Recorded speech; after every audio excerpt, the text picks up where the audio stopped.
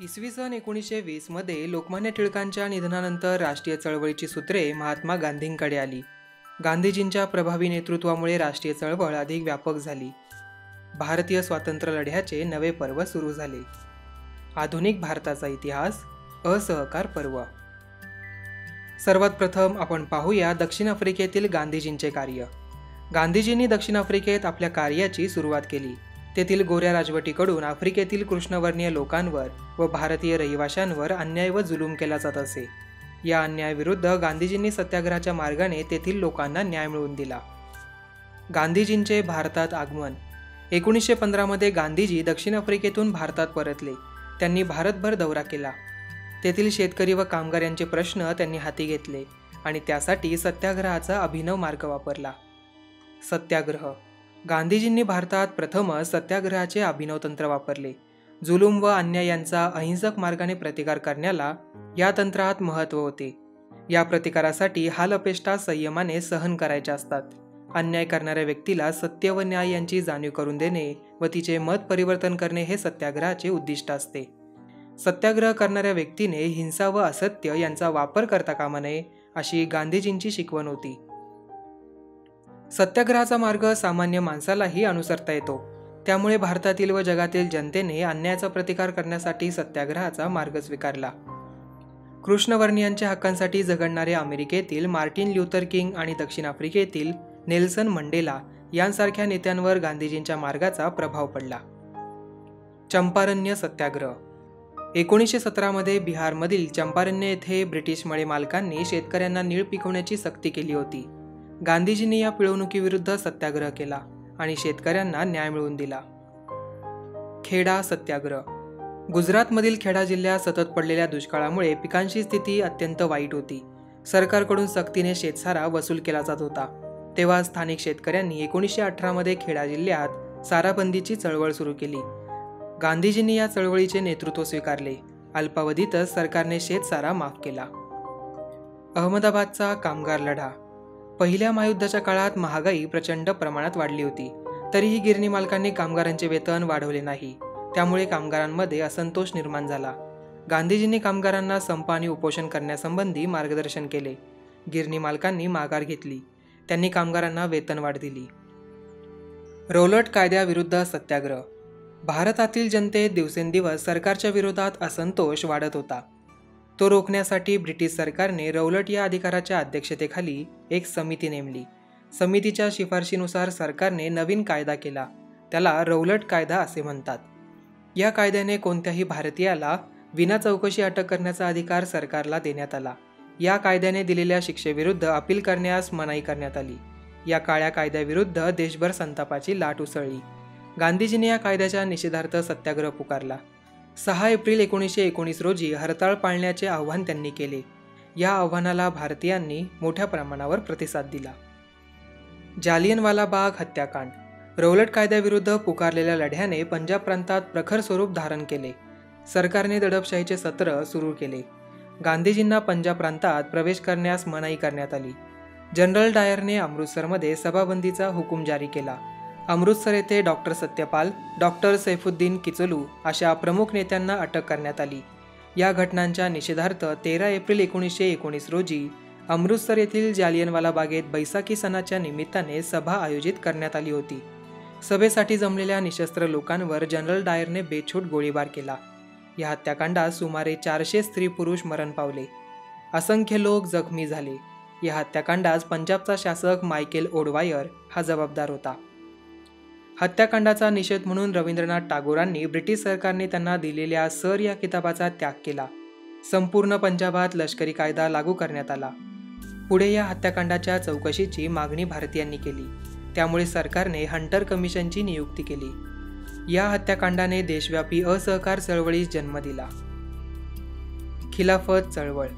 तुर्कस्तानचा सुलतान हा जगातील सर्व मुस्लिमांचा खलिफा म्हणजे धर्मप्रमुख होता. पहिल्या महायुद्धानंतर पराभूत गटातील तुर्कस्तानवर अपमानकारक तह लादण्यात आला आणि तुर्की साम्राज्याचे विघटन झाले. त्यामुळे मुस्लिमांमध्ये संतापाची लाट उसळली. खलिफाला पाठिंबा देण्यासाठी भारतीय मुस्लिमांनी जी चळवळ सुरू केली तिला खिलाफत चळवळ असे म्हणतात. या प्रश्नावरून जर हिंदू मुस्लिम ऐक्यावर आधारित राष्ट्रीय चळवळ सुरू केली तर सरकार निश्चितच वटणीवर येईल असे गांधीजींना वाटू लागले. त्यामुळे गांधीजींनी खिलाफत चळवळीला पाठिंबा दिला. सरकारशी असहकार करण्याचा गांधीजींचा प्रस्ताव खिलाफत कमिटीने मान्य केला. 1920च्या ऑगस्ट महिन्यात असहकाराच्या आंदोलनाला प्रारंभ झाला. असहकाराचा राष्ट्रव्यापी लढा. 1920 सालच्या नागपूरच्या अधिवेशनात राष्ट्रीय सभेने असहकार चळवळीच्या ठरावाला मंजुरी दिली. असहकाराच्या चळवळीची सर्व सूत्रे महात्मा गांधींकडे सोपवण्यात आली. या ठरावानुसार शासकीय कार्यालये, परदेशी वस्तू, सरकारी शाळा महाविद्यालये, न्यायालये यांच्यावर बहिष्कार घालण्याचा कार्यक्रम निश्चित झाला. असहकार चळवळीची वाटचाल. असहकार चळवळीला देशभरातून प्रचंड प्रतिसाद मिळाला. पंडित मोतीलाल नेहरू, चित्तरंजन दास इत्यादी नामांकित वकिलांनी न्यायालयांवर बहिष्कार टाकला. हजारो विद्यार्थी मोठ्या संख्येने असहकार चळवळीत सहभागी झाले. देशभर राष्ट्रीय शिक्षण देणारी शाळा महाविद्यालये स्थापन करण्यात आली. असहकार आंदोलन सर्वसमावेशक होऊ लागले. ब्रिटिश सरकारने मोठ्या प्रमाणावर दडपशाहीचा अवलंब केला. उत्तर प्रदेशातील गोरखपूर जिल्ह्यातील चौरी चौरा येथे शांततापूर्ण मिरवणुकीवर पोलिसांनी गोळीबार केला. त्यामुळे संतप्त झालेल्या जमावाने पोलीस चौकीला आग लावली. त्यात एका पोलीस अधिकाऱ्यासह 22 पोलीस ठार झाले. या घटनेमुळे गांधीजी व्यथित झाले. 1922च्या फेब्रुवारीमध्ये त्यांनी ही चळवळ स्थगित केली. त्यानंतर सरकारने गांधीजींना अटक केली. गांधीजींवर राजद्रोहाच्या आरोपाखाली खटला भरून त्यांना 6 वर्षे कारावासाची शिक्षा ठोठावली. पुढे 1924च्या फेब्रुवारीमध्ये प्रकृतीच्या कारणावरून त्यांची सुटका करण्यात आली. गांधीजींनी असहकार चळवळीबरोबरच विधायक कार्यक्रम हाती घेतला. त्यात प्रामुख्याने स्वदेशीचा प्रसार, हिंदू मुस्लिम ऐक्य, मद्यपान बंदी, अस्पृश्यता निवारण, खादीचा प्रसार, राष्ट्रीय शिक्षण अशा गोष्टींचा अंतर्भाव होता. या विधायक कार्यक्रमामुळे ग्रामीण भागात राष्ट्रीय चळवळ जास्त बळकट झाली. स्वराज्य पक्ष. सरकारची अडवणूक करण्यासाठी निवडणुका लढवून कायदेमंडळात प्रवेश करण्याची कल्पना मोतीलाल नेहरू व चित्तरंजन दास यांच्या मनात आली. त्यासाठी राष्ट्रीय सभेच्या अंतर्गत स्वराज्य पक्षाची 1922 मध्ये त्यांनी स्थापना केली.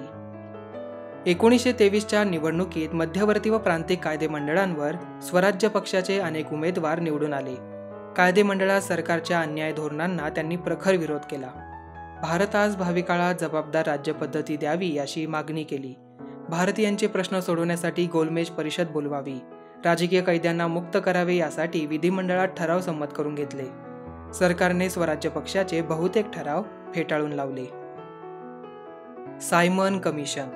1919च्या मॉन्टेग्यू चेम्सफोर्ड कायद्याने दिलेल्या सुधारणा असमाधानकारक होत्या. त्यामुळे भारतीय जनतेत असंतोष होता. 1927 मध्ये सरकारने सायमन कमिशनची नियुक्ती केली. या कमिशनमध्ये एकही भारतीय सदस्य नव्हता. म्हणून भारतातील राजकीय पक्षांनी सायमन कमिशनवर बहिष्कार घालण्याचा निर्णय घेतला. ठिकठिकाणी निदर्शने करण्यात आली. सायमन गो बॅक, सायमन परत जा या घोषणा देऊन प्रखर विरोध करण्यात आला. निदर्शकांवर लाठीहल्ले करण्यात आले. लाहोर येथील पोलिसांच्या लाठीहल्ल्यात लाला लजपतराय जखमी झाले. पुढे काही दिवसांतच त्यांचे निधन झाले. नेहरू अहवाल. भारतातील नेते एकमताने राज्यघटना तयार करू शकत नाही अशी टीका भारतमंत्री बर्कनहेड यांनी केली. हे आव्हान स्वीकारून सर्वपक्षीय समिती स्थापन करण्यात आली. या समितीचे अध्यक्ष पंडित मोतीलाल नेहरू होते. या समितीने तयार केलेल्या अहवालाला नेहरू अहवाल असे म्हणतात. भारतामध्ये वसाहतीचे स्वराज्य स्थापन करावे असा प्रस्ताव या अहवालात होता. राष्ट्रीय सभेने अहवालाला मान्यता दिली. त्याचबरोबर 1929 अखेरपर्यंत सरकारने अहवाल स्वीकारला नाही तर असहकारचा लढा सुरू करण्याचा इशाराही दिला.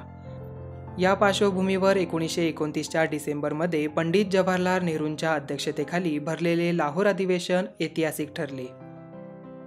पूर्ण स्वराज्याची मागणी. वसाहतीचे स्वराज्य हे आतापर्यंतचे राष्ट्रीय सभेचे उद्दिष्ट अनेक तरुण कार्यकर्त्यांना मान्य नव्हते. पंडित जवाहरलाल नेहरू आणि सुभाषचंद्र बोस हे संपूर्ण स्वराज्याची मागणी करणाऱ्या तरुणांचे नेते होते. या तरुण गटाच्या प्रभावामुळे राष्ट्रीय सभेच्या लाहोर अधिवेशनामध्ये संपूर्ण स्वराज्याचा ठराव संमत करण्यात आला.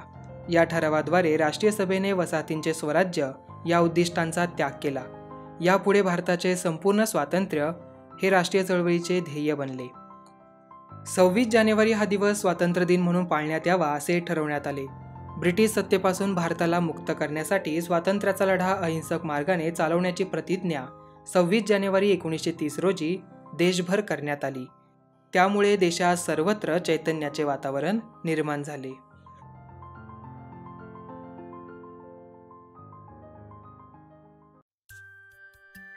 लाहोर अधिवेशनात महात्मा गांधींकडे सविनय कायदेभंग चळवळ सुरू करण्याचे अधिकार देण्यात आले.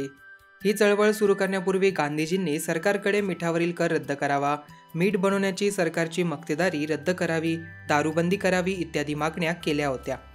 मात्र सरकारने त्या मागण्या फेटाळल्या. त्यामुळे गांधीजींनी मिठाचा कायदा मोडून देशात सर्वत्र सत्याग्रह करण्याचे ठरवले. आधुनिक भारताचा इतिहास. सविनय कायदेभंग. मिठासारख्या जीवनावश्यक नैसर्गिक वस्तूवर कर बसवणे अन्यायकारक होते. मिठाचा सत्याग्रह हा प्रतिकात्मक होता. ब्रिटिश सरकारचे सर्व जुलमी व अन्यायकारक कायदे शांततेच्या मार्गाने मोडणे हा त्याचा व्यापक अर्थ होता. कायदेभंगाबरोबरच दारूच्या व परदेशी कापडाच्या दुकानांसमोर निरोधने करणे, करबंदीची चळवळ करणे असे व्यापक स्वरूप सविनय कायदेभंगाच्या चळवळीचे होते. दांडी यात्रा. गांधीजींनी मिठाच्या सत्याग्रहासाठी गुजरातमधील दांडी हे गाव निश्चित केले. 12 मार्च 1930 रोजी ते आपल्या 78 सहकाऱ्यांसह साबरमती आश्रमातून मिठाच्या सत्याग्रहासाठी निघाले. त्यांच्या समवेत सरोजिनी नायडू, मिठूबेन पेटीट या महिलाही होत्या. साबरमती ते दांडी या 385 किलोमीटरच्या वाटचालीत त्यांना असंख्य कार्यकर्ते येऊन मिळाले. 6 एप्रिल रोजी दांडीच्या समुद्रकिनाऱ्यावरील मीठ उचलून गांधीजींनी मिठाचा कायदा मोडला. देशभर कायदेभंगाची चळवळ सुरू झाली. पेशावरचा सत्याग्रह. वायव्य सरहद्द प्रांतात खान अब्दुल गफार खान हे गांधीजींचे निष्ठावान अनुयायी होते. त्यांना सरहद गांधी म्हणून ओळखले जाते. त्यांनी खुदा ई खिदमतगार म्हणजेच परमेश्वराचे सेवक या संघटनेची स्थापना केली. 23 एप्रिल 1930 रोजी पेशावर येथे त्यांनी सत्याग्रह सुरू केला. सुमारे आठवडाभर पेशावर शहर सत्याग्रहींच्या ताब्यात होते. सरकारने गढवाल पलटणीला सत्याग्रहींवर गोळीबार करण्याचा हुकूम दिला. तथापि गढवाल पलटणीचे अधिकारी चंद्रसिंग ठाकूर यांनी गोळीबार करण्यास नकार दिला. त्यामुळे त्यांना लष्करी न्यायालयाने जबर शिक्षा दिली. गांधीजींच्या सत्याग्रहामुळे सरकार अडचणीत आले. 4 मे 1930 रोजी गांधीजींना अटक करून सरकारने दडपशाहीचे धोरण सुरू केले. गांधीजींच्या अटकेचा सर्व भारतभर निषेध करण्यात आला. सोलापूरचा सत्याग्रह. सोलापूर येथील सत्याग्रहात गिरणी कामगार आघाडीवर होते. त्यांनी 6 मे 1930 रोजी हरताळ पाळला. पोलीस स्टेशन, न्यायालय, रेल्वे स्टेशन, म्युनिसिपल इमारती इत्यादींवर हल्ले करण्यात आले. सोलापूरमध्ये जनतेचेच राज्य निर्माण झाले होते. शेवटी सरकारने लष्कराला पाचारण केले. तेथे लष्करी कायदा जारी करून सोलापूरमधील चळवळ दडपून टाकली. सत्याग्रहात भाग घेतल्यामुळे मल्लप्पा धनशेट्टी, श्रीकृष्ण सारडा, कुर्बान हुसेन व जगन्नाथ शिंदे यांना फाशी देण्यात आली. धारासना सत्याग्रह. गांधीजींच्या अटकेनंतर गुजरातमधील धारासना येथील सत्याग्रहाचे नेतृत्व सरोजिनी नायडू यांच्याकडे आले. या सत्याग्रहात मिठाचा कायदा मोडण्यासाठी निघालेल्या सत्याग्रहींवर पोलीस लाठीमार करत. सत्याग्रही शांतपणे काठ्यांचे प्रहार सहन करत. त्यांना औषधोपचारासाठी घेऊन गेल्यावर दुसरी तुकडी सत्याग्रह करण्यासाठी पुढे येत असे अखंडपणे चालले होते. महाराष्ट्रात वडाळा, मालवण, शिरोडा इत्यादी ठिकाणी मिठाचे सत्याग्रह झाले. जेथे मिठागरे नव्हती तेथे लोकांनी जंगलविषयक कायदे मोडायला सुरुवात केली. महाराष्ट्रात बिळाशी, संगमनेर, कळवण, चिरनेर, पुसद इत्यादी ठिकाणी जंगल सत्याग्रह झाले. आदिवासींनी जंगल सत्याग्रहात मोठ्या संख्येने भाग घेतला. बाबू गेनूचे बलिदान. परदेशी मालाचा ट्रक पुढे घेऊन जाण्यास मुंबई सत्याग्रहींनी विरोध केला. बाबू गेनू हा कामगार त्यामध्ये आघाडीवर होता. ट्रक अडवण्यासाठी तो ट्रक समोर आडवा पडला. पोलिसांनी धमकी देऊनही तो जागचा हलला नाही. अखेरीस ट्रक त्याच्या अंगावरून गेला. बाबू गेनूचे हे बलिदान राष्ट्रीय चळवळीला प्रेरणादायी ठरले. स्त्रियांचा सहभाग. सत्याग्रह लढ्यात स्त्रियांचा सहभाग मोठ्या प्रमाणावर होता. परदेशी मालाच्या दुकानांसमोर व दारूच्या दुकानांसमोर निरोधने करण्यात त्या पुढे होत्या. शेकडो स्त्रियांनी तुरुंगवास पत्कारला. पोलिसांच्या अत्याचारांना त्या धैर्याने सामोऱ्या गेल्या. कस्तुरबा गांधी, कमलादेवी चट्टोपाध्याय, अवंतिकाबाई गोखले, लीलावती मुंशी, हंसाबेन मेहता अशा कितीतरी स्त्रियांनी सत्याग्रहात पुढाकार घेतला होता. पहिली गोलमेज परिषद. ब्रिटिश प्रधानमंत्री रॅमसे मॅकडोनाल्ड यांनी इसवी सन 1930 मध्ये भारताशी संबंधित घटनात्मक प्रश्नांचा विचार करण्यासाठी लंडनमध्ये एक परिषद आयोजित केली. तिला गोलमेज परिषद असे म्हणतात. या परिषदेस विविध राजकीय पक्ष व संस्थानिकांनी आपले प्रतिनिधी पाठवले. मात्र राष्ट्रीय सभेने या परिषदेत सहभाग घेतला नाही. राष्ट्रीय सभा ही देशाची प्रातिनिधिक संस्था होती. तिच्याशिवाय गोलमेज परिषदेमधील चर्चा अर्थहीन ठरली.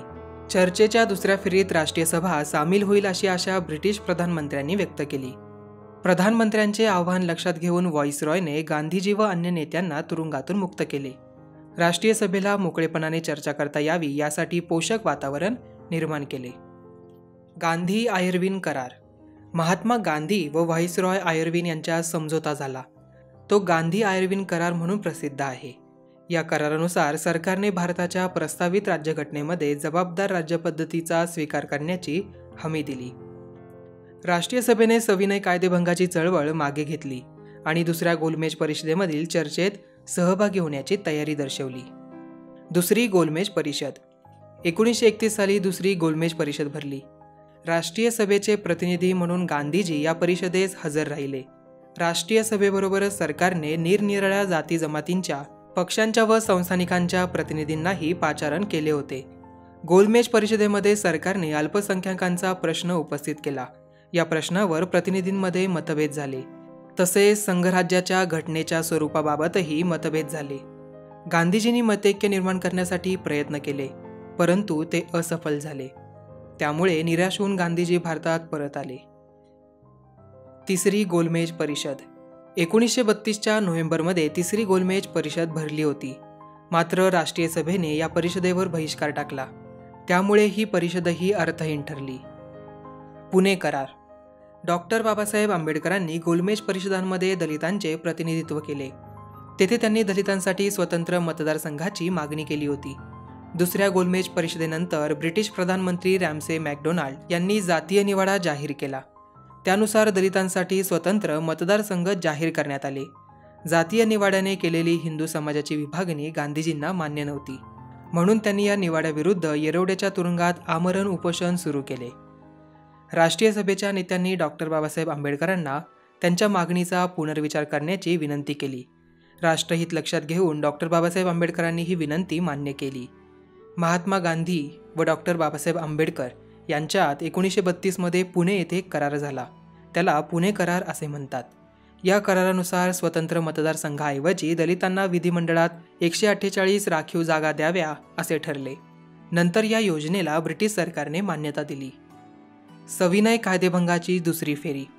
दुसऱ्या गोलमेज परिषदेहून भारतात परत आल्यावर गांधीजींनी सविनय कायदेभंगाची चळवळ पुन्हा सुरू करण्याचा निर्णय घेतला. गांधीजींना सरकारने ताबडतोब अटक केली. त्यामुळे जनतेमध्ये असंतोष निर्माण झाला. सरकारने या चळवळीला अमानुष दडपशाहीने उत्तर दिले. सर्वत्र नागरी हक्कांची गळचेपी केली. राष्ट्रीय सभापतीच्या सहयोगी संघटना बेकायदेशीर घोषित केल्या. त्यांची कार्यालये व निधी ताब्यात घेतले. राष्ट्रीय वर्तमानपत्रे व साहित्य यांच्यावर सरकारने करडी नजर ठेवली. 1934च्या एप्रिलमध्ये गांधीजींनी चळवळ मागे घेतली आणि सविनय कायदेभंगाच्या आंदोलनाचे ऐतिहासिक पर्व संपले.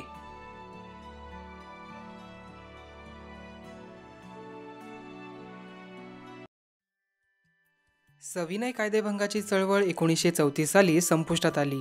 इंग्लंडच्या पार्लमेंटने भारतीयांना वैधानिक अधिकार देणारा कायदा 1935 साली पास केला. या कायद्याने भारतीयांना अधिक कायदेशीर अधिकार मिळणार होते. आधुनिक भारताचा इतिहास. छोडो भारत पर्व. सर्वात प्रथम आपण पाहूया 1935चा कायदा.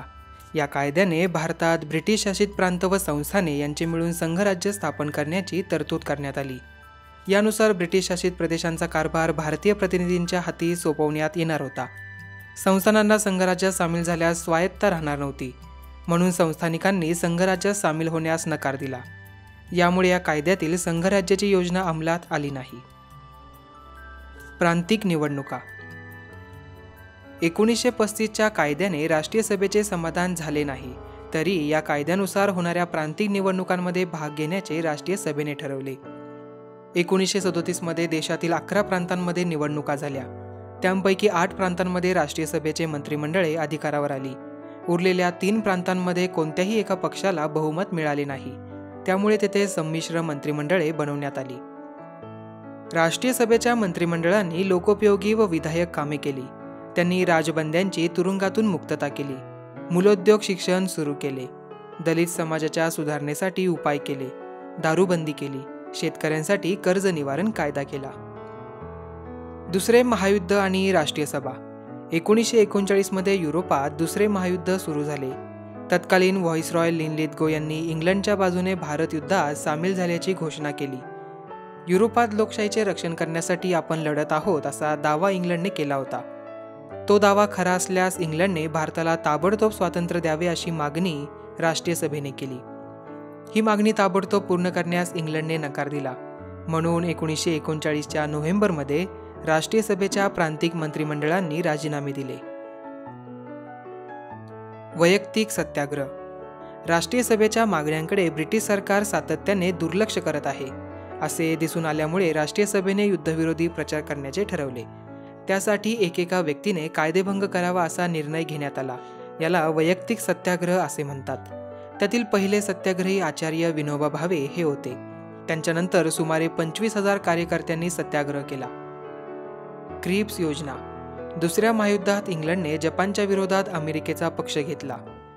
जपानी फौजा भारताच्या पूर्व सीमेनजीक येऊन थडकल्या.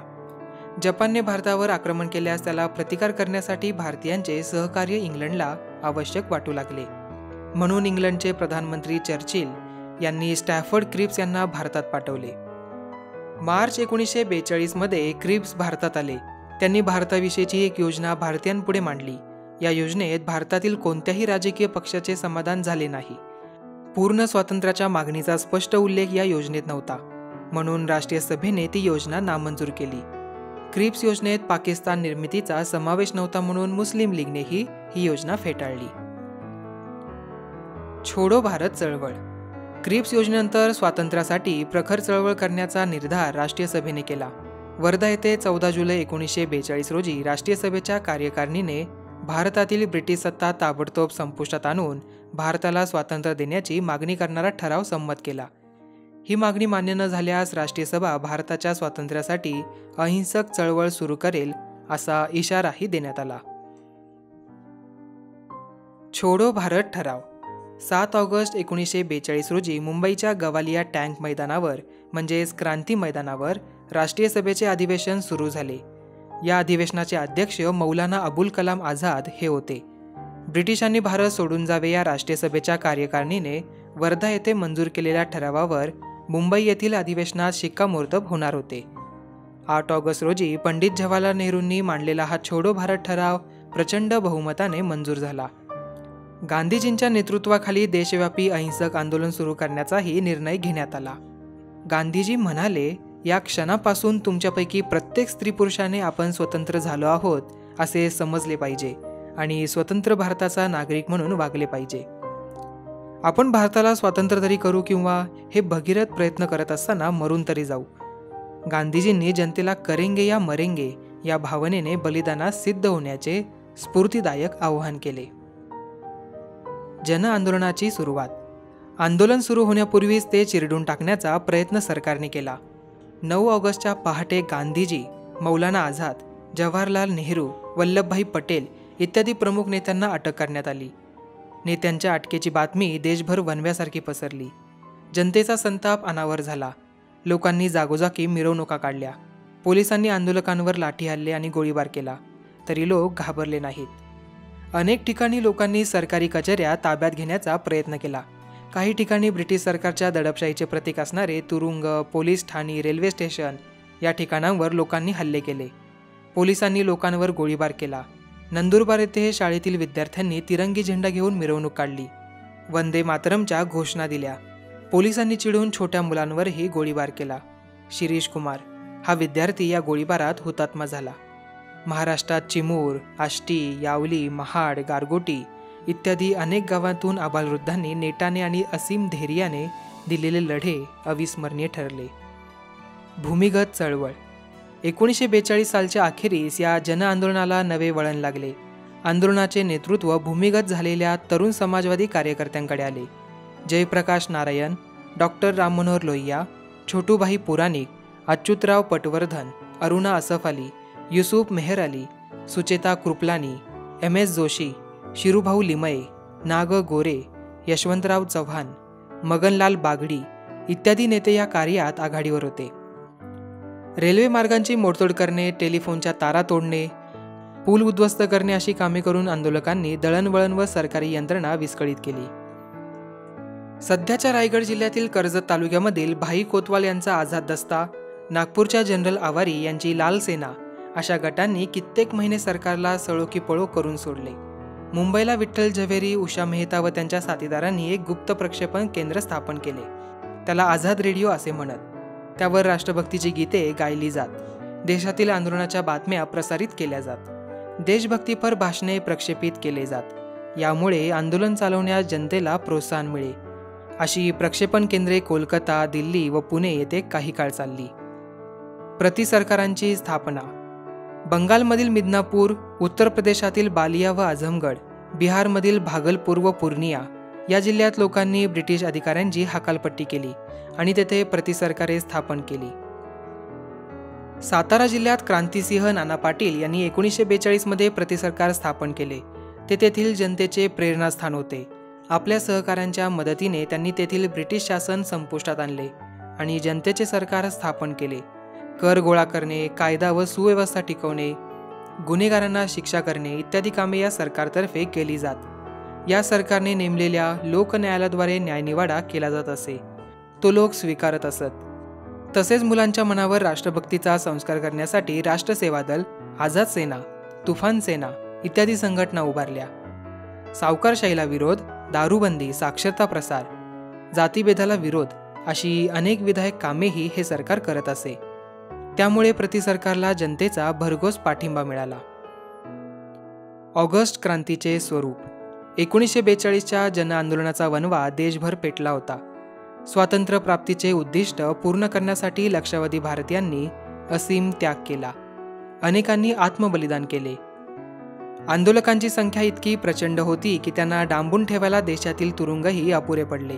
साने गुरुजी, राष्ट्रसंत तुकडोजी महाराज इत्यादींच्या राष्ट्रभक्तीपर गीतांनी आंदोलकांचा उत्साह वाढवला. या राष्ट्रव्यापी आंदोलनाला ऑगस्ट क्रांती असेही म्हटले जाते.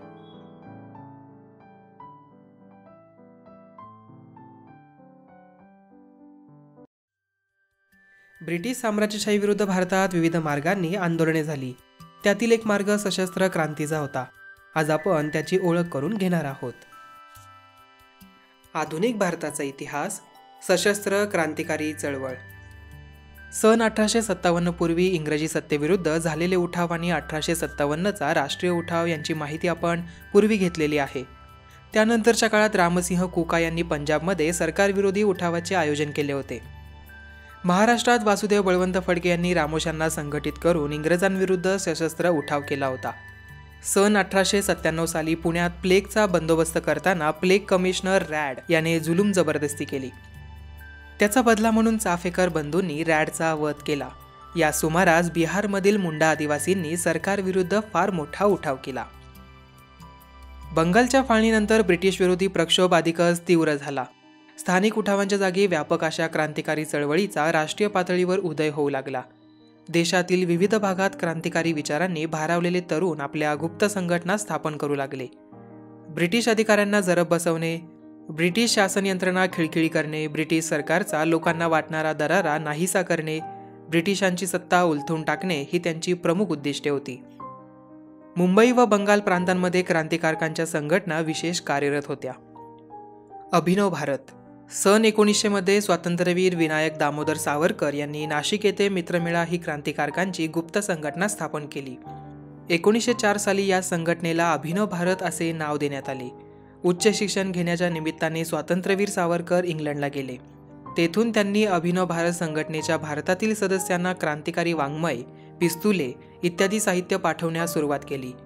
त्यांनी जोसेफ मॅझिनी या प्रसिद्ध इटालियन क्रांतिकारकाचे स्फूर्तिदायी चरित्र लिहिले. 1857चा उठाव पहिले भारतीय स्वातंत्र्य युद्ध होते असे प्रतिपादन करणारा 1857चे स्वातंत्र्य समर हा ग्रंथ त्यांनी लिहिला.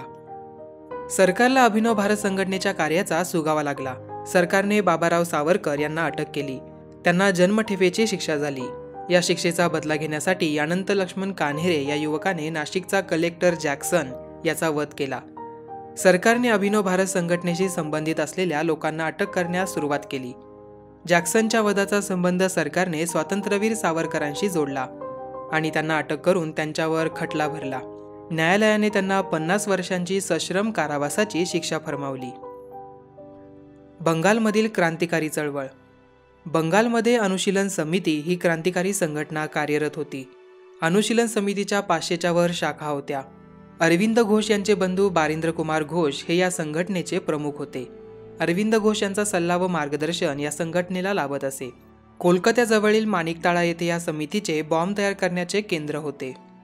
1908 साली खुदिराम बोस व प्रफुल्ल चाकी या अनुशीलन समितीच्या सदस्यांनी किंग्सफोर्ड या न्यायाधीशाला ठार करण्याची योजना आखली. परंतु ज्या गाडीवर त्यांनी बॉम्ब टाकला ती गाडी किंग्सफोर्डची नव्हती. या हल्ल्यात गाडीतील 2 इंग्लिश स्त्रिया मृत्युमुखी पडल्या. प्रफुल्ल चाकी यांनी स्वतःवर गोळी झाडून घेतली. खुदिराम बोस पोलिसांच्या हाती लागले. त्यांना फाशी देण्यात आली. या प्रकरणाचा तपास करत असताना अनुशीलन समितीच्या कार्याची माहिती पोलिसांना झाली. त्यांनी या संघटनेच्या सदस्यांची धरपकड सुरू केली. अरविंद घोष यांनाही अटक करण्यात आली. अरविंद बाबूंचा संबंध बॉम्ब तयार करण्याशी जोडण्यास सरकारला अपयश आल्याने त्यांना न्यायालयाने निर्दोष सोडले. अन्य सदस्यांना दीर्घ मुदतीच्या शिक्षा ठोठावण्यात आल्या. रासबिहारी बोस व सचिंद्रनाथ सन्याल यांनी क्रांतिकारी संघटनांचे जाळे बंगालबाहेर विस्तारले. पंजाब, दिल्ली, उत्तर प्रदेश येथे क्रांतिकार्याची केंद्रे उभारली. व्हाईसरॉय लॉर्ड हार्डिंग्सवर बॉम्ब फेकण्याचे धाडसी कृत्य रासबिहारी बोस व त्यांच्या सहकार्याने केले. पण या हल्ल्यातून लॉर्ड हार्डिंग्स बचावला. मद्रास प्रांतातही क्रांतिकार्य चालू होते. वांची अय्यर या क्रांतिकारकाने ॲश या ब्रिटिश अधिकाऱ्याला ठार केले. त्यानंतर त्याने स्वतःवर गोळी झाडून आत्माहुती दिली. India house. भारतातील क्रांतिकार्याला परदेशातील भारतीय क्रांतिकारकांकडून सहाय्य मिळत असे. लंडन येथील इंडिया हाऊस हे अशा सहाय्याचे महत्त्वाचे केंद्र होते. पंडित श्यामजी कृष्ण वर्मा या भारतीय देशभक्ताने इंडिया हाऊसची स्थापना केली होती. या संस्थेमार्फत भारतीय तरुणांना इंग्लंडमध्ये उच्च शिक्षण घेण्यासाठी शिष्यवृत्त्या दिल्या जात असत. स्वातंत्र्यवीर सावरकरांना अशी शिष्यवृत्ती मिळाली होती. मादाम कामा यांनी जर्मनी स्टुटगार्ट येथे भरलेल्या जागतिक समाजवादी परिषदेत भारताच्या स्वातंत्र्याचा प्रश्न उपस्थित केला. याच परिषदेत त्यांनी भारताचा ध्वज फडकावला होता.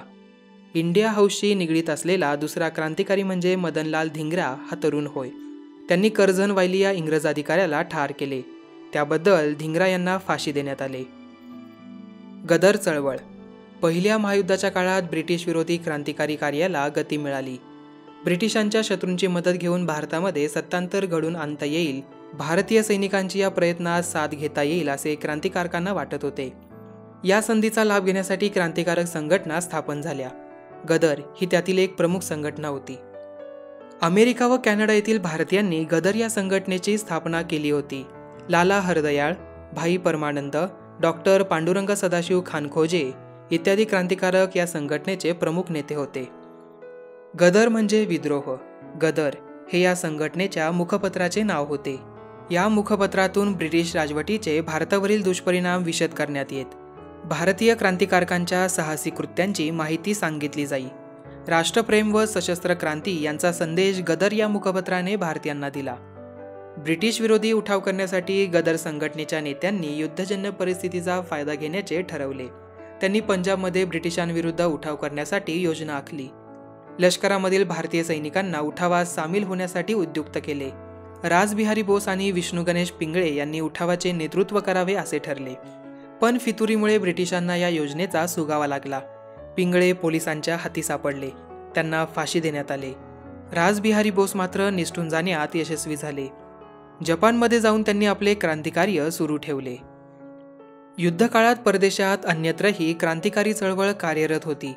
बर्लिनमध्ये वीरेंद्रनाथ चट्टोपाध्याय, भूपेन दत्त आणि हरदयाळ यांनी जर्मन परराष्ट्र खात्याच्या सहकार्याने ब्रिटिश विरोधी योजना आखल्या.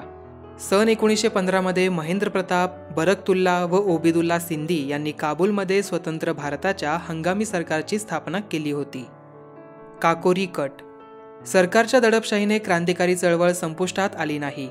गांधीजींनी असहकार चळवळ स्थगित केल्यावर अनेक तरुण क्रांतिमार्गाकडे वळले. चंद्रशेखर आझाद, रामप्रसाद बिस्मिल, योगेश चटर्जी, सचिंद्रनाथ सन्याल इत्यादी क्रांतिकारक एकत्र आले. क्रांतिकार्याला लागणारा पैसा जमवण्यासाठी त्यांनी रेल्वेतून नेला जाणारा सरकारी खजिना 9 ऑगस्ट 1925 रोजी काकोरी या उत्तर प्रदेशातील रेल्वे स्टेशनजवळ लुटला.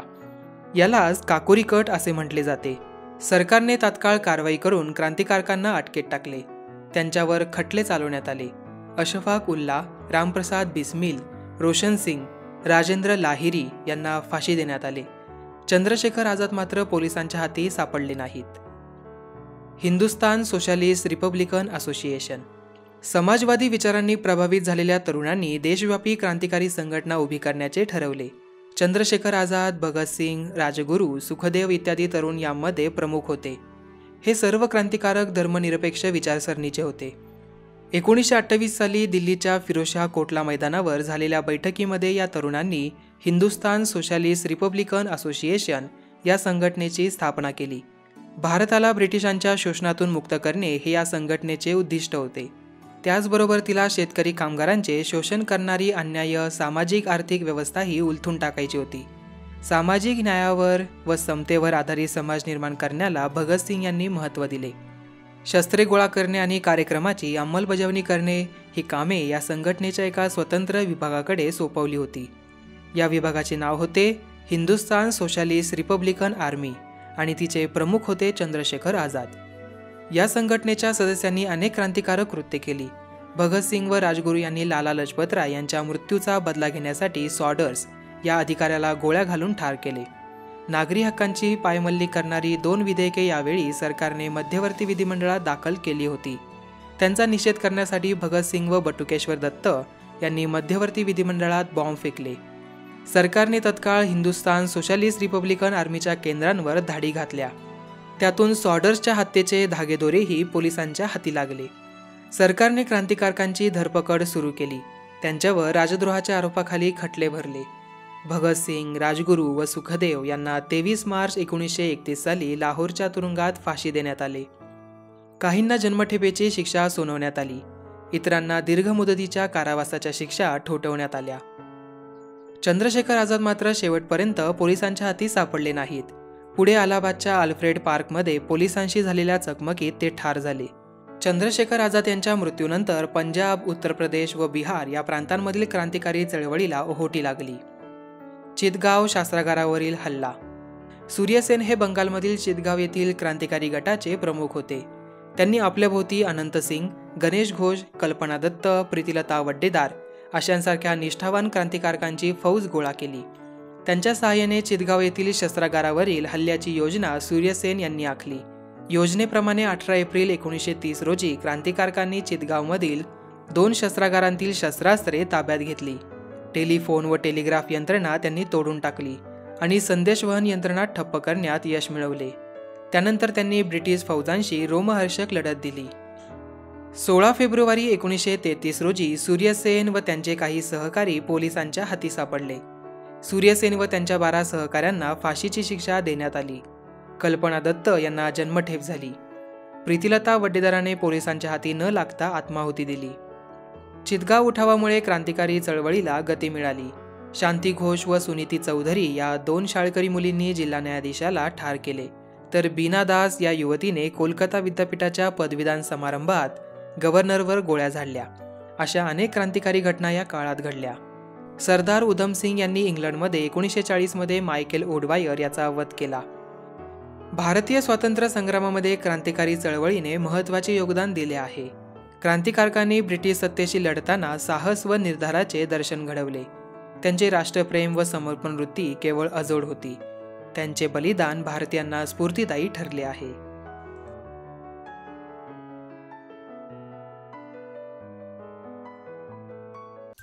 छोडो भारत आंदोलन ऐन भरात होते. त्या सुमारास भारताच्या पूर्व सीमेनजीक हजारो भारतीय सैनिक ब्रिटिशांविरुद्ध युद्ध करण्यास उभे राहिले. हे सैनिक आझाद हिंद सेनेचे सदस्य होते. नेताजी सुभाषचंद्र बोस हे त्यांचे नेते होते. आधुनिक भारताचा इतिहास. आझाद हिंद सेना. सुभाषचंद्र बोस हे राष्ट्रीय सभेचे अध्यक्ष म्हणून 2 वेळा निवडून आले. इंग्लंड दुसऱ्या महायुद्धात गुंतलेले आहे. त्याचा फायदा घेऊन भारतात आंदोलन तीव्र करावे, त्यासाठी इंग्लंडच्या शत्रूचीही मदत घ्यावी असे त्यांचे मत होते. परंतु राष्ट्रीय सभेतील ज्येष्ठ नेत्यांशी त्यांचे मतभेद झाले. त्यामुळे सुभाषबाबूंनी अध्यक्षपदाचा राजीनामा दिला. आपले विचार जनतेपुढे मांडण्यासाठी त्यांनी फॉरवर्ड ब्लॉक हा पक्ष स्थापन केला. सुभाषचंद्र बोस आपल्या भाषणातून ब्रिटिशांविरुद्ध उठाव करण्याचे आवाहन भारतीयांना करू लागले. त्यामुळे ब्रिटिश सरकारने त्यांना नजरकैदेत ठेवले. तेथून त्यांनी वेषांतर करून सुटका करून घेतली. 1941च्या एप्रिलमध्ये ते जर्मनीला पोहोचले. तेथे त्यांनी फ्री इंडिया सेंटरची स्थापना केली. जर्मनीच्या बर्लिन रेडिओ केंद्रावरून भारताच्या स्वातंत्र्यासाठी भारतीय जनतेला सशस्त्र लढ्यात भाग घेण्याचे आवाहन केले. जर्मनीकडून अपेक्षित मदत त्यांना मिळाली नाही. त्याचवेळी रासबिहारी बोस यांनी सुभाषचंद्र बोस यांना जपानला येण्याची विनंती केली. आझाद हिंद सेनेची स्थापना. रासबिहारी बोस हे 1915 पासून जपानमध्ये राहत होते. आग्नेय आशियातील राष्ट्रांमध्ये वास्तव्य करणाऱ्या देशप्रेमी भारतीयांना संघटित करून त्यांनी इंडियन इंडिपेंडन्स लीग या नावाची संघटना स्थापन केली होती. जपानने 1942च्या पूर्वार्धात आग्नेय आशियातील ब्रिटिशांच्या ताब्यातील प्रदेश जिंकले. त्यावेळी तेथील ब्रिटिश सैन्यातील हजारो भारतीय सैनिक व अधिकारी जपानच्या हाती लागले. युद्धबंदी झालेल्या भारतीय सैनिकांची एक पलटण कॅप्टन मोहन सिंग यांच्या मदतीने रासबिहारी बोस यांनी तयार केली. तिला आझाद हिंद सेना असे नाव दिले गेले. या सेनेचे नेतृत्व करण्याची विनंती सुभाषचंद्र बोस यांना करण्यात आली. सिंगापूर येथे नेताजींनी 1943च्या ऑक्टोबरमध्ये आझाद हिंद सरकार स्थापन केले. शहानवाज खान, जगन्नाथ भोसले, डॉक्टर लक्ष्मी स्वामीनाथन, गुरुबख्श सिंग धिल्ला, प्रेमकुमार सेहगल इत्यादी त्यांचे प्रमुख सहकारी होते. कॅप्टन लक्ष्मी स्वामीनाथन या झाशीची राणी महिला पथकाच्या प्रमुख होत्या. तिरंगी ध्वज हे आझाद हिंद सेनेचे निशाण होते. जय हिंद हे अभिवादनाचे शब्द, चलो दिल्ली हे घोषवाक्य, तर कदम कदम बढ़ाए जा हे समरगीत होते. त्यांनी भारतीयांना तुम मुझे खून दो, मैं तुम्हें आझादी दूंगा असे आवाहन केले. आझाद हिंद सेनेचा पराक्रम. 1943च्या अखेरीस अंदमान व निकोबार बेटे जिंकून ती जपानने आझाद हिंद सरकारच्या स्वाधीन केली. नेताजींनी त्यांचे अनुक्रमे शहीद व स्वराज्य असे नामकरण केले. 1944मध्ये म्यानमारमधील आराकानचा प्रदेश मिळवला.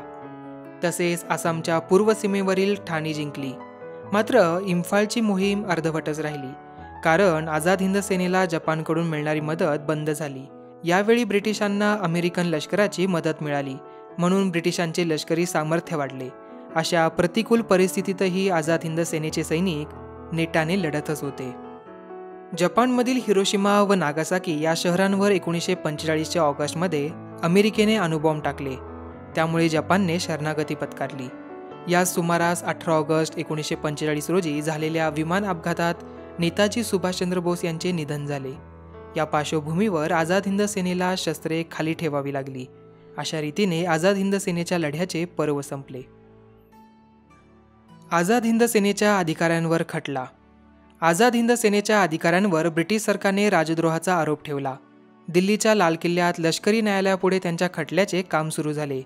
या अधिकाऱ्यांच्या वतीने पंडित जवाहरलाल नेहरू, भुलाभाई देसाई, तेज बहादूर सप्रू इत्यादी निष्णात कायदेपंडितांनी त्यांच्या बचावाचे काम केले. लष्करी न्यायालयाने या अधिकाऱ्यांना दोषी ठरवून जन्मठेपेची शिक्षा ठोठावली. आझाद हिंद सेनेविषयी भारतीयांना सहानुभूती व अभिमान वाटत होता. ब्रिटिश सरकारने अधिकाऱ्यांना दिलेल्या शिक्षेमुळे भारतीय जनतेत ब्रिटिश शासनाविरुद्ध प्रखर असंतोष निर्माण झाला. त्यामुळे लष्करी न्यायालयाने दिलेल्या शिक्षा ब्रिटिश सरकारला रद्द कराव्या लागल्या. भारतीय नौदल व विमानदलातील उठाव. आझाद हिंद सेनेच्या प्रेरणेतून नौसैनिकांमध्ये व वायुसैनिकांमध्ये ब्रिटिश सत्तेविरुद्ध असंतोष निर्माण झाला. त्याचा उद्रेक 18 फेब्रुवारी 1946 रोजी मुंबई येथील तलवार या ब्रिटिश युद्धनौकेवर झाला. सैनिकांनी युद्धनौकेवर तिरंगी ध्वज फडकवला. ब्रिटिश सत्तेविरुद्ध घोषणा दिल्या. ब्रिटिश सरकारने लष्कर पाठवून नौसैनिकांवर गोळीबार केला. त्याला उठावकऱ्यांनी गोळीबारानेच उत्तर दिले. मुंबईतील कामगार आणि सामान्य लोकांनी नौसैनिकांना पाठिंबा दिला. अखेरीस सरदार वल्लभभाई पटेल यांच्या मध्यस्थीने नौसैनिकांनी शस्त्रे खाली ठेवली. मुंबईतील नौसैनिकांच्या उठावाला पाठिंबा देण्यासाठी दिल्ली, लाहोर, कराची, अंबाला, मेरठ इत्यादी ठिकाणच्या हवाई दलातील अधिकाऱ्यांनीही संप पुकारला. हे उठाव राज्यकर्त्यांविरोधी असंतोषाची भावना शिगेला पोहोचल्याचे निदर्शक होते.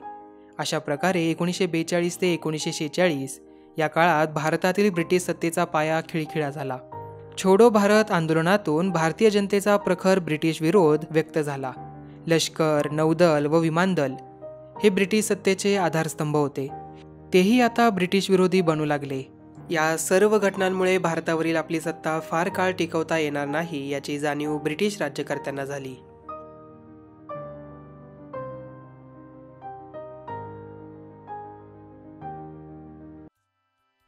आधुनिक भारताच्या वाटचालीत राजकीय स्वातंत्र्याचा लढा महत्त्वाचा होता.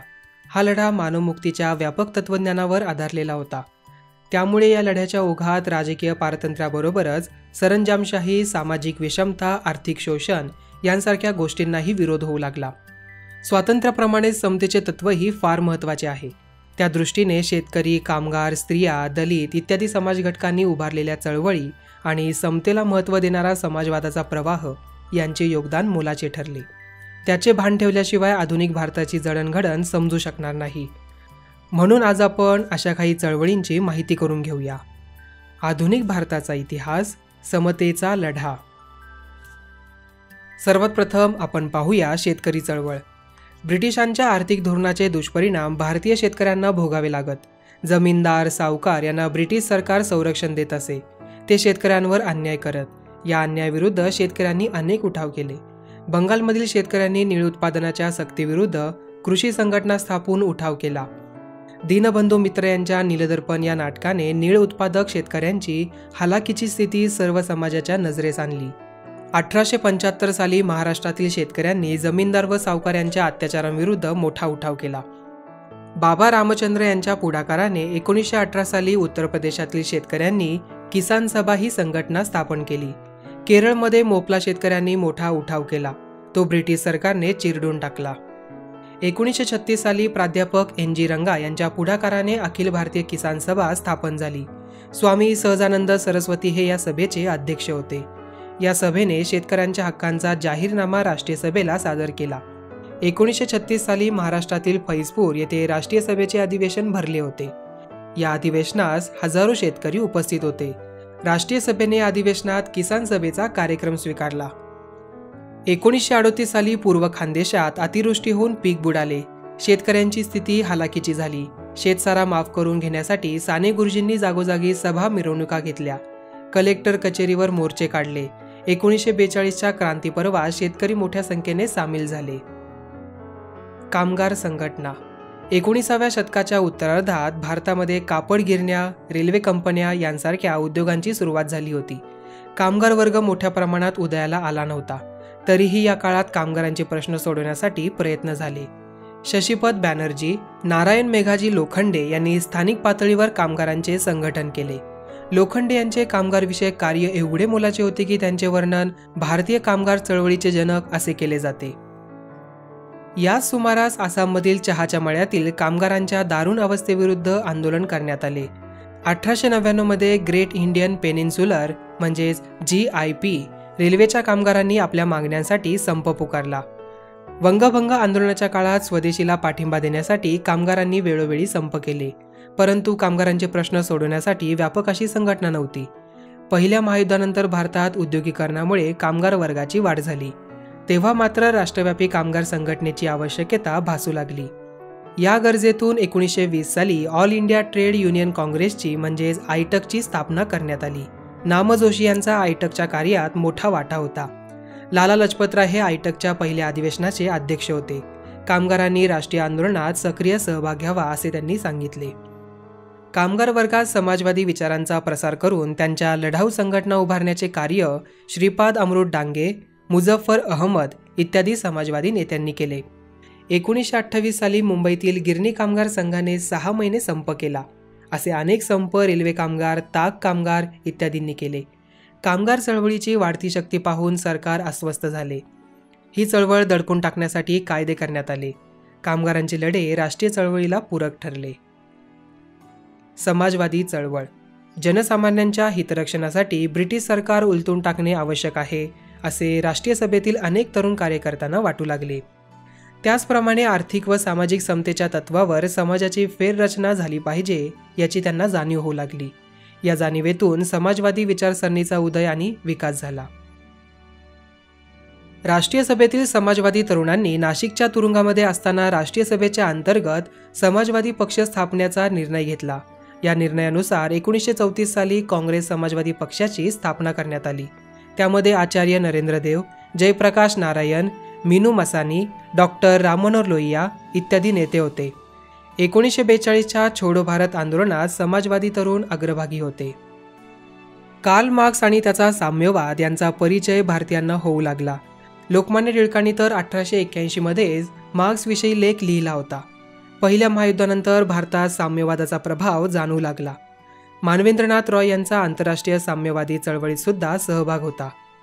1925 साली भारतात साम्यवादी पक्षाची स्थापना झाली. कामगारांच्या व शेतकऱ्यांच्या लढाऊ संघटना उभारण्याचे कार्य साम्यवादी तरुणांनी केले. सरकारला साम्यवादी चळवळीचा धोका वाटू लागला. सरकारने ही चळवळ चिरडण्याचे ठरवले. मुझफ्फर अहमद, श्रीपाद अमृत डांगे, नीलकंठ जोगळेकर इत्यादींना पकडण्यात आले. ब्रिटिश राज्य उलथून टाकण्याचा कट केल्याचा आरोप त्यांच्यावर ठेवण्यात आला. त्यांना वेगवेगळ्या शिक्षा करण्यात आल्या. हा खटला मीरत येथे चालवण्यात आला, म्हणून त्याला मीरत कट खटला असे म्हटले जाते. मीरत खटल्यानंतरही कामगार चळवळीवर साम्यवादांचा प्रभाव कायम राहिला. स्त्रियांची चळवळ. भारतातील समाजव्यवस्थेत स्त्रियांना दुय्यम स्थान होते. अनेक दुष्ट चालीरीतीमुळे त्यांच्यावर अन्याय होत असे. परंतु आधुनिक युगात याविरुद्ध जागृती होऊ लागली. स्त्रीविषयक सुधारणा चळवळीत काही पुरुष सुधारकांनी पुढाकार घेतला, परंतु काळाच्या ओघात स्त्रियांचे नेतृत्व पुढे येऊ लागले. त्यांच्या स्वतंत्र संस्था संघटनाही स्थापन होऊ लागल्या. पंडिता रमाबाईंनी स्थापन केलेल्या आर्य महिला समाज व शारदा सदन या संस्था, तसेच रमाबाई रानडे यांनी स्थापन केलेली सेवा सदन संस्था ही त्याची उदाहरणे आहेत. भारत महिला परिषद 1904, ऑल इंडिया वुमेन्स कॉन्फरन्स 1927 या संस्थांचीही स्थापना झाली. त्यामुळे हे संस्थात्मक कार्य राष्ट्रीय पातळीपर्यंत जाऊन पोहोचले. वारसा हक्क, मतदानाचा हक्क इत्यादी प्रश्नाबाबत या संघटनांच्या माध्यमातून स्त्रिया संघर्ष करू लागल्या. 20व्या शतकात सार्वजनिक जीवनात स्त्रियांचा सहभाग वाढू लागला. राष्ट्रीय चळवळीत व क्रांतिकार्यात स्त्रियांचा मोलाचा सहभाग होता. 1935च्या कायद्यानंतर प्रांतिक मंत्रिमंडळांमध्येही स्त्रियांचा समावेश झाला. स्वातंत्र्यप्राप्तीनंतर भारतीय संविधानात स्त्री पुरुष समतेचे तत्व स्पष्टपणे नमूद करण्यात आले. दलित चळवळ. भारतातील समाजरचना विषमतेवर आधारलेली होती. समाजात दलितांना मिळणाऱ्या अन्याय वागणुकीविरुद्ध महात्मा ज्योतिराव फुले, नारायण गुरु यांसारख्या समाजसुधारकांनी जनजागृती केली. महात्मा फुले यांच्या शिकवणीला अनुसरून गोपाळबाबा वलंगकर, शिवराम जानबा कांबळे यांनी अस्पृश्यता निर्मूलनाचे कार्य केले. विटाळ विध्वंसन या पुस्तकातून वलंगकरांनी अस्पृश्यतेचे खंडन केले. तमिळनाडूमध्ये पेरियार रामस्वामी यांनी अस्पृश्यता निर्मूलनाची चळवळ उभारली. राजश्री शाहू महाराजांनी कोल्हापूर संस्थानात जातीभेद निर्मूलनासाठी भरीव कार्य केले. महर्षी विठ्ठल रामजी शिंदे यांनी दलितांच्या प्रगतीसाठी डिप्रेस क्लासेस मिशन ही संस्था सुरू केली. दक्षिण भारतात जस्टिस पक्षाने मोलाचे कार्य केले. महात्मा गांधींनी सुद्धा अस्पृश्यता निवारणाचा प्रश्न हाती घेऊन दलितांवरील अन्याय दूर करण्यासाठी प्रयत्न केले. डॉक्टर बाबासाहेब आंबेडकरांच्या नेतृत्वाखाली दलितांच्या संघर्षाला व्यापक चळवळीचे स्वरूप प्राप्त झाले. स्वातंत्र्य, समता व बंधुता या तत्वांवर समाजाची उभारणी करण्याचे डॉक्टर बाबासाहेब आंबेडकरांचे ध्येय होते. जाती संस्था समूळ नष्ट झाल्याशिवाय दलितांवरील अन्यायाचा आणि विषमतेचा शेवट होणार नाही अशी त्यांची खात्री होती. सामाजिक क्षमता हा दलितांचा हक्क आहे अशी त्यांची धारणा होती. स्वाभिमानावर आधारलेली चळवळ करणे त्यांना अभिप्रेत होते. या भूमिकेतून त्यांनी 1924च्या जुलैमध्ये बहिष्कृत हितकारणी सभेची स्थापना केली. त्यांनी आपल्या अनुयायांना शिका, संघटित व्हा आणि संघर्ष करा असा स्फूर्तिदायक संदेश दिला. बाबासाहेब बोले यांनी मुंबई प्रांताच्या विधिमंडळामध्ये सार्वजनिक पाणवठे अस्पृश्यांना खुले करण्याचे विधेयक संमत करून घेतले होते. तरीही प्रत्यक्षात दलितांना पाणवठे खुले झाले नाहीत. म्हणून डॉक्टर बाबासाहेब आंबेडकर व त्यांच्या अनुयायांनी महाड येथे चौदार तळ्यावर सत्याग्रह केला. त्यांनी विषमतेचा पुरस्कार करणाऱ्या मनुस्मृतीचे दहन केले. नाशिकच्या काळाराम मंदिरामध्ये दलितांना प्रवेश मिळावा यासाठी 1930मध्ये सत्याग्रह सुरू केला. या सत्याग्रहाचे नेतृत्व कर्मवीर दादासाहेब गायकवाड यांनी केले होते. समाजात जागृती निर्माण करण्यासाठी आणि दुःखांना वाचा फोडण्यासाठी डॉक्टर बाबासाहेब आंबेडकरांनी मूकनायक, बहिष्कृत भारत, जनता, समता अशी वृत्तपत्रे सुरू केली. डॉक्टर बाबासाहेब आंबेडकरांनी मजुरांचे प्रश्न सोडवण्यासाठी स्वतंत्र मजूर पक्ष स्थापन केला. कामगारांना अहितकारक असणाऱ्या कायद्यांना विधिमंडळात विरोध केला.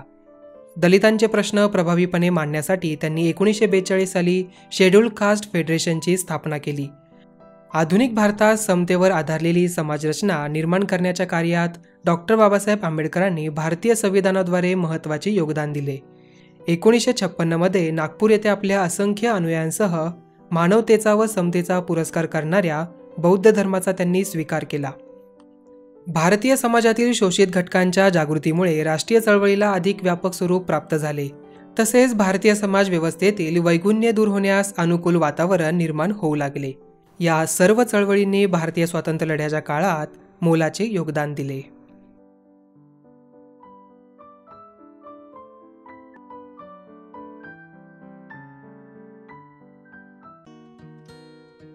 दुसऱ्या महायुद्धाच्या काळात भारतीय स्वातंत्र्य लढा व्यापक झाला होता.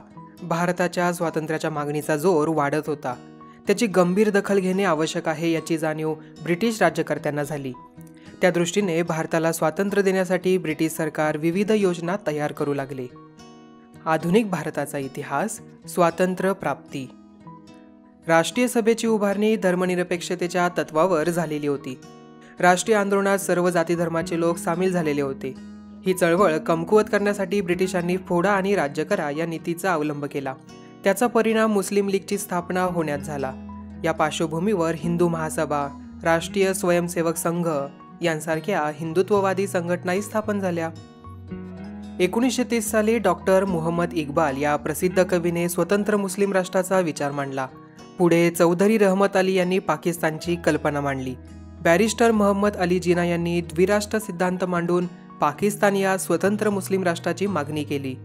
राष्ट्रीय सभा ही केवळ हिंदूची संघटना आहे, तिच्यापासून मुसलमानांचा काहीही फायदा होणार नाही असा प्रचार बॅरिस्टर जिना आणि मुस्लिम लीग यांनी सुरू केला. वेव्हेल योजना. भारताचे व्हॉइसरॉय वेव्हेल यांनी 1945च्या जूनमध्ये एक योजना तयार केली. केंद्रीय व प्रांतिक विधिमंडळात मुस्लिम, दलित व अल्पसंख्याकांना योग्य ते प्रतिनिधित्व देण्यात येईल. तसेच व्हॉइसरॉयच्या कार्यकारी मंडळात हिंदू मुस्लिम सदस्यांची संख्या समान राहील अशा काही प्रमुख तरतुदींचा या योजनेत अंतर्भाव होता. या योजनेवर विचार करण्यासाठी भारतातील प्रमुख राजकीय पक्षांची बैठक सिमला येथे आयोजित करण्यात आली होती. या बैठकीत एकमत झाले नाही. व्हॉइसरॉयच्या कार्यकारी मंडळातील मुस्लिम प्रतिनिधींची नावे सुचवण्याचा अधिकार केवळ मुस्लिम लीगलाच असावा असा आग्रह बॅरिस्टर जिना यांनी धरला. त्यामुळे राष्ट्रीय सभेने त्यास विरोध केला. ही योजना यशस्वी होऊ शकली नाही. त्रिमंत्री योजना. दुसऱ्या महायुद्धाच्या समाप्तीनंतर भारताला स्वातंत्र्य देण्यास ब्रिटिश राज्यकर्ते अनुकूल बनले.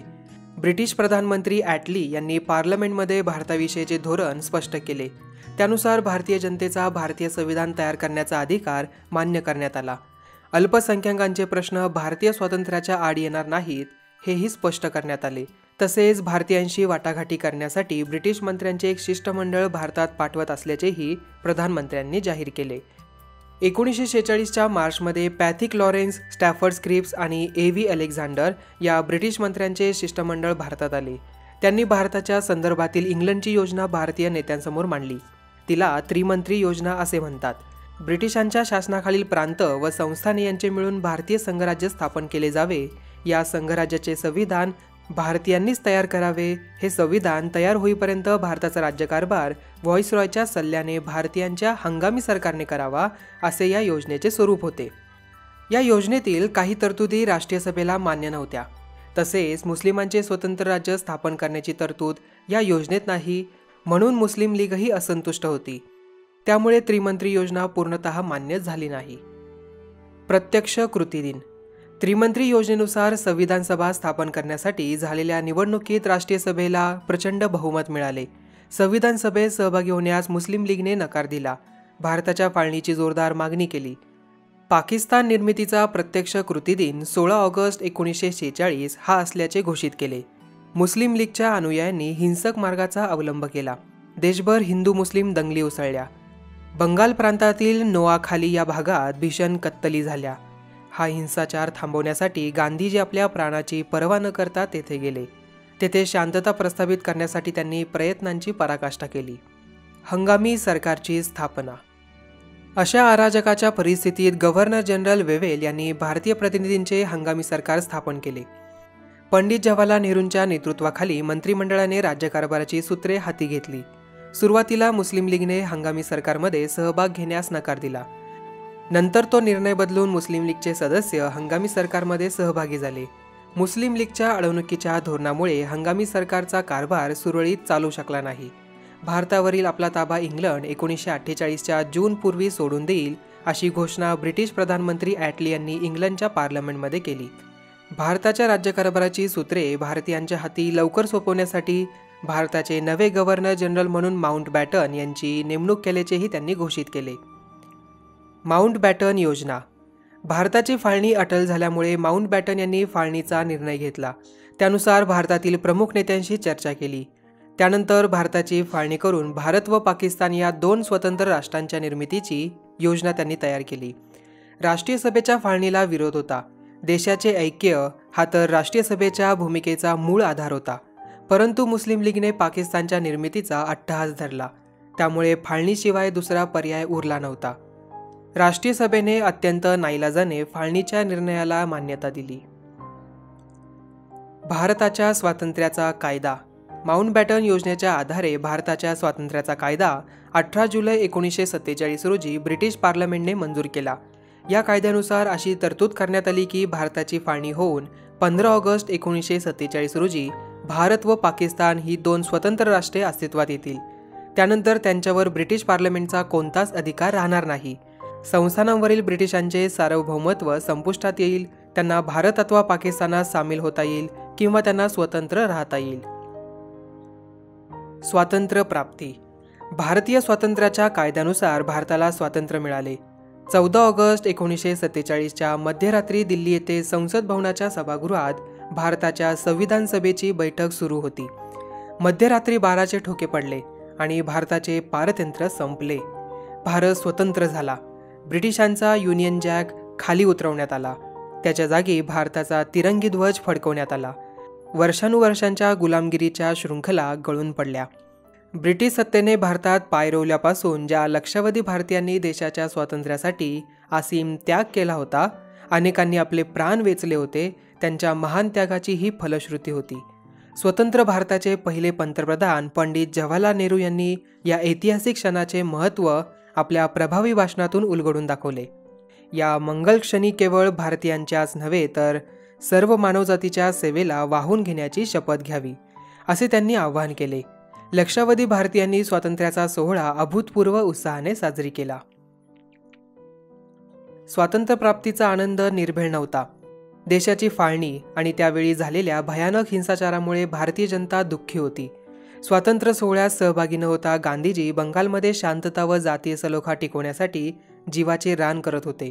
भारताला स्वातंत्र्य मिळाल्यानंतर अवघ्या 6 महिन्यात 30 जानेवारी 1948 रोजी नथुराम गोडसे याने गांधीजींची निर्घृण हत्या केली. हिंदू मुस्लिम ऐक्य टिकवण्यासाठी गांधीजी अहर्निश झटले आणि त्यासाठीच त्यांनी आपल्या प्राणाचे मोल दिले. भारत प्रजासत्ताक राष्ट्र बनले. संविधान सभेने भारताचे संविधान तयार करण्याचे काम 1946 साली सुरू केले. संविधान समितीत doctor Rajendra Prasad, Pandit Jawaharlal Nehru, doctor Babasaheb Ambedkar, Sardar Vallabhbhai Patel, Maulana Abul Kalam Azad, Sarojini Naidu, JB. Kripalani, राजकुमारी अमृत कौर, दुर्गाबाई देशमुख, हंसाबेन मेहता असे अनेक मान्यवर सदस्य होते. संविधानाचा मसुदा तयार करण्यासाठी या सभेने डॉक्टर बाबासाहेब आंबेडकर यांच्या अध्यक्षतेखाली मसुदा समिती नियुक्ती केली. स्वतंत्र भारताचे संविधान 26 जानेवारी 1950 रोजी अंमलात आले. डॉक्टर बाबासाहेब आंबेडकर हे भारतीय संविधानाचे शिल्पकार आहेत. ब्रिटिश साम्राज्यवादाविरुद्ध लढताना स्वातंत्र्य, समता, बंधुता व लोकशाही या मूल्यांवरील निष्ठा भारतीयांनी उराशी बाळगल्या होत्या. या मूल्यांच्या पायावरच आपल्या संविधानाची उभारणी झाली आहे.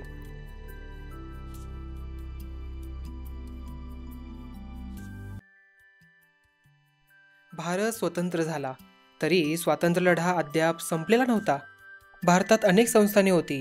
संस्थानांना भारतात सामील होण्याचा किंवा स्वतंत्र राहण्याचा हक्क मिळालेला होता. त्यामुळे अखंड भारताचे राष्ट्रीय सभेचे स्वप्न अपुरे राहिलेले होते. संस्थाने स्वतंत्र राहिल्यामुळे भारताचे अनेक तुकडे पडणार होते. पोर्तुगीज आणि फ्रेंच सत्तांनी भारतातील काही भागांवरील सत्ता सोडून दिलेली नव्हती. पण हे प्रश्न भारताने खंबीरपणे सोडवले. आज आपण याचीच माहिती घेणार आहोत. आधुनिक भारताचा इतिहास, स्वातंत्र्य लढ्याची परिपूर्ती. संस्थानांचे भारतात विलिनीकरण. भारतात लहान मोठी अशी 600च्या वर संस्थाने होती. असहकार आंदोलनाच्या प्रभावामुळे संस्थानांमध्ये राजकीय जागृतीला सुरुवात झाली. संस्थानांमध्ये प्रजामंडळे स्थापन होऊ लागली. प्रजामंडळे म्हणजे संस्थानातील प्रजेच्या हितासाठी व त्यांना राजकीय अधिकार मिळावे यासाठी काम करणाऱ्या जनसंघटना होत्या. 1927 मध्ये अशा प्रजामंडळांची मिळून एक अखिल भारतीय प्रजा परिषद स्थापन करण्यात आली. त्यामुळे संस्थानांमधील चळवळीला चालना मिळाली. भारत स्वतंत्र झाल्यावर या संस्थानांच्या विलिनीकरणाचा प्रश्न सोडवण्यासाठी भारताचे तत्कालीन गृहमंत्री सरदार वल्लभभाई पटेल यांनी अतिशय मुत्सद्दीपणे मार्ग काढला. त्यांनी संस्थानिकांना विश्वास घेऊन सर्वांना मान्य होईल असा सामीलनामा तयार केला. त्यानुसार संस्थानिकांना असे आश्वासन दिले की भारत सरकारशी करार करून फक्त परराष्ट्रीय संबंध, दळणवळण आणि संरक्षण या बाबी भारत सरकारकडे द्याव्या. इतर सर्व खाती संस्थानांकडेच राहावी. भारतात सामील होणे संस्थानिकांच्या कसे हिताचे आहे हे सरदार पटेलांनी संस्थानिकांना पटवून दिले. त्यांच्या या आव्हानाला संस्थानिकांनी चांगला प्रतिसाद दिला. जुनागड, हैदराबाद व काश्मीर या संस्थानांचा अपवाद वगळता सर्व संस्थाने भारतात विलीन झाली. या 3 संस्थानांच्या विलिनीकरणाचा प्रश्न सरदार पटेलांनी कणखर भूमिका घेऊन सोडवला. जुनागडचे विलिनीकरण. जुनागड हे सौराष्ट्रातील एक संस्थान होते. तेथील प्रजेला भारतात सामील व्हायचे होते. जुनागडचा नवाब मात्र पाकिस्तानात सामील होण्याच्या विचारात होता. त्याच्या या निर्णयाला प्रजेने कसून विरोध केला. तेव्हा नवाब पाकिस्तानात निघून गेला. त्यानंतर 1948च्या फेब्रुवारीमध्ये जुनागड भारतात विलीन झाले. हैदराबाद मुक्तीसंग्राम. हैदराबाद हे भारतातील सर्वात मोठे संस्थान होते. त्यामध्ये तेलुगू, कन्नड, मराठी भाषक प्रांत होते. त्या ठिकाणी निजामाची एकतंत्री राजवट होती. तेथे नागरी व राजकीय हक्कांचा अभाव होता. आपले हक्क मिळवण्यासाठी हैदराबाद संस्थानातील जनतेने तेलंगण भागात आंध्र प्रदेशात, मराठवाडा भागात महाराष्ट्र परिषद व कर्नाटक भागात कर्नाटक परिषद या संस्था स्थापन केल्या. 1938 मध्ये स्वामी रामानंद तीर्थ यांनी हैदराबाद स्टेट काँग्रेसची स्थापना केली. त्यांना नारायण रेड्डी, सिराज उल हसन तिर्मिजी यांची साथ लाभली. निजामाने या संघटनेवर बंदी घातली. हैदराबाद स्टेट काँग्रेसला मान्यता मिळवण्यासाठी व लोकशाही हक्कांसाठी लढा सुरू झाला. या लढ्याचे नेतृत्व स्वामी रामानंद तीर्थ या झुंजार सेनानीने केले. 1947च्या जुलैमध्ये हैदराबाद स्टेट काँग्रेसने हैदराबाद संस्थान भारतात विलीन करावे असा ठराव केला. मात्र निजामाने भारत विरोधी धोरण स्वीकारले. तो हैदराबाद संस्थान पाकिस्तानात विलीन करण्याच्या हालचाली करू लागला. संस्थानातील प्रजेची भारतात विलीन होण्याची मागणी धुडकावून लावण्यासाठी कासिम रजवी याने निजामाच्या पाठिंबाने रझाकार नावाची संघटना स्थापन केली. कासिम रजवी व त्याच्या साथीदारांनी हिंदूवरच नव्हे तर लोकशाहीवादी चळवळीला पाठिंबा देणाऱ्या मुस्लिमांवरही अत्याचार केले. त्यामुळे सर्वत्र लोकमत भडकू लागले. निजामाशी समोपचाराने बोलणी करण्याचा प्रयत्न भारत सरकार करत होते, परंतु निजाम दाद देत नव्हता. अखेरीस भारत सरकारने 13 सप्टेंबर 1948 रोजी निजामाविरुद्ध पोलीस कारवाई सुरू केली. शेवटी 17 सप्टेंबर 1948 रोजी निजाम शरण आला. हैदराबाद संस्थान भारतात विलीन झाले. संस्थानी प्रजेचा लढा यशस्वी झाला. हैदराबाद मुक्तीसंग्रामातील मराठवाड्याचे योगदान. या लढ्यात स्वामी रामानंद तीर्थ, गोविंदभाई श्रॉफ, बाबासाहेब परांजपे, दिगंबरराव बिंदू, आ. कृ. वाघमारे, नारायणराव चव्हाण, अनंत भालेराव, स. कृ. वैशंपायन, पुरुषोत्तम चपळगावकर, रामलिंग स्वामी, देवीसिंह चौहान, शामराव बोधनकर, मुकुंदराव पेडगावकर, श्रीनिवासराव बोरीकर, राघवेंद्र दिवान, फुलचंद गांधी, माणिकचंद पहाडे इत्यादींनी मौलिक योगदान दिले. हैदराबाद मुक्तीसंग्रामात आशाताई वाघमारे, दगडाबाई शेळके, करुणाबेन चौधरी, पानकुवर कोटेचा, गीताबाई चारठाणकर, सुशीलाबाई दिवान, कावेरीबाई बोधनकर इत्यादी महिलांचा सक्रिय सहभाग होता. वंदे मातरम चळवळीद्वारे विद्यार्थी हैदराबाद मुक्तीलढ्यात सहभागी झाले. या ऐतिहासिक लढ्यात वेदप्रकाश, श्यामलाल, गोविंद पानसरे, बहिर्जी शिंदे, श्रीधर वर्तक, जनार्दन मामा इत्यादींनी हौतात्म्य पत्कारले. त्यांचे बलिदान भारतीयांना प्रेरणादायी ठरले आहे. यावरून हैदराबादच्या मुक्तीलढ्यात मराठवाड्यातील नेत्यांचा व जनतेचा सिंहाचा वाटा होता हे लक्षात येते. 17 सप्टेंबर हा हैदराबाद मुक्तीसंग्रामाचा दिवस मराठवाड्यात मराठवाडा मुक्तीदिन म्हणून साजरा केला जातो. हैदराबाद संस्थानातील मराठवाड्यातील औरंगाबाद, बीड, उस्मानाबाद, परभणी आणि नांदेड हे जिल्हे होते. त्यात 1982 नंतर जालना, लातूर आणि हिंगोली हे नवीन जिल्हे समाविष्ट झाले आहेत.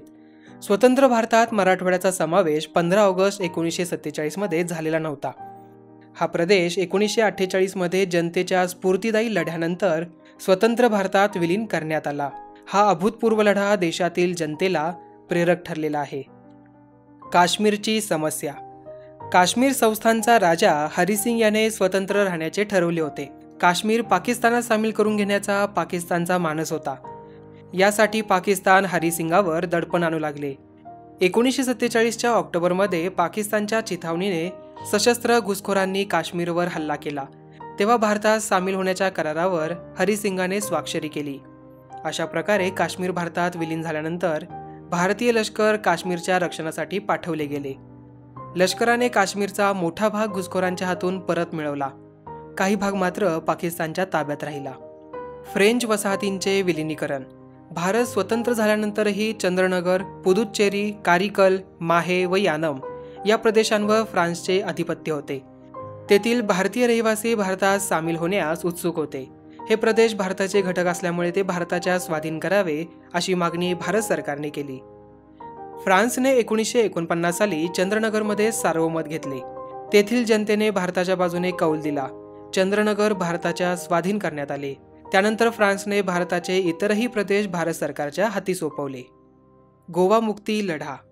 पोर्तुगालने मात्र आपल्या ताब्यातील भारतीय प्रदेश भारताच्या स्वाधीन करण्यास नकार दिला. तो प्रदेश मिळवण्यासाठी भारतीयांना लढा द्यावा लागला. या लढ्यात डॉक्टर टी.बी. कुन्हा हे आघाडीवर होते. त्यांनी पोर्तुगीज सरकारविरुद्ध जनतेत जागृती घडवून आणण्याचे कार्य केले. त्यांनी पोर्तुगीजांच्या विरुद्ध लढा उभारण्याच्या उद्देशाने गोवा काँग्रेस समिती स्थापन केली. पुढे 1945 मध्ये डॉक्टर कुन्हा यांनी गोवा युथ लीग ही संघटना मुंबईत स्थापन केली. 1946 मध्ये त्यांनी गोव्यात जाऊन भाषणबंदीचा हुकूम मोडला. त्याबद्दल डॉक्टर कुन्हांना 8 वर्षाच्या कारावासाची शिक्षा सुनावण्यात आली. इसवी सन 1946 मध्येच डॉक्टर राम मनोहर लोहिया यांनी गोवा मुक्तीसाठी सत्याग्रहाचा लढा सुरू केला. त्यांनी बंदी हुकूम मोडून गोव्यात मडगाव येथे भाषण केले. त्याबद्दल त्यांना पोर्तुगीज सरकारने हद्दपार केले. याच सुमारास गुजरातमधल्या दादरा आणि नगर हवेली येथील पोर्तुगीज वसाहती मुक्त करण्यासाठी आझाद गोमंतक दलाची उभारणी करण्यात आली. 2 ऑगस्ट 1954 रोजी या दलाच्या तरुणांनी सशस्त्र हल्ला करून दादरा आणि नगर हवेलीचा प्रदेश पोर्तुगीज सत्तेपासून मुक्त केला. या हल्ल्यात विश्वनाथ लवंदे, राजाभाऊ वाकणकर, सुधीर फडके, नानासाहेब काजरेकर इत्यादींनी भाग घेतला होता. 1954 मध्ये गोवा मुक्ती समिती स्थापन करण्यात आली. या समितीने महाराष्ट्रातून सत्याग्रहींच्या अनेक तुकड्या गोव्यात पाठवल्या. त्यात नाग गोरे, सुधीर फडके, सेनापती बापट, पीटर अल्वारिस, महादेव शास्त्री जोशी व त्यांच्या पत्नी सुधाताई इत्यादींचा सहभाग होता. मोहन रानडे हे गोवा मुक्ती आंदोलनातील एक धडाडीचे नेते होते. सत्याग्रहींवर पोर्तुगीज सत्तेने अमर्याद जुलूम अत्याचार केले. काहींना पोर्तुगीजांच्या क्रौर्यापुढे हुतात्मा पत्करावे लागले. यामुळे भारतातील जनमत अधिकच प्रक्षुब्ध झाले.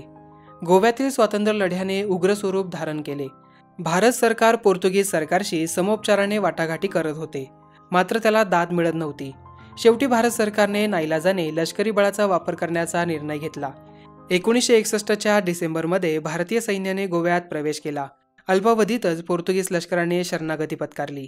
19 डिसेंबर 1961 रोजी गोवा पोर्तुगीजांच्या वर्चस्वातून मुक्त झाला. भारताच्या भूमीवरून साम्राज्यवादाचे पूर्णपणे उच्चाटन झाले. भारताच्या स्वातंत्र्य लढ्याची खऱ्या अर्थाने परिपूर्ती झाली. भारताने स्वातंत्र्यप्राप्तीनंतर दारिद्र्य, बेरोजगारी, निरक्षरता, विषमता इत्यादी अनेक कठीण समस्यांना तोंड देत विकासाच्या दिशेने वाटचाल केली. जीवनाच्या सर्व क्षेत्रांमध्ये प्रगतीला चालना मिळाली. भारत हे जगातले मोठे लोकशाही राष्ट्र बनले. आज 21व्या शतकात जगातील एक महासत्ता होण्याच्या दिशेने भारताची वाटचाल चालू आहे. धन्यवाद. याच ठिकाणी आधुनिक भारताचा इतिहास इयत्ता 8वीचे महाराष्ट्र बोर्डाचे जुने पुस्तक समाप्त होते.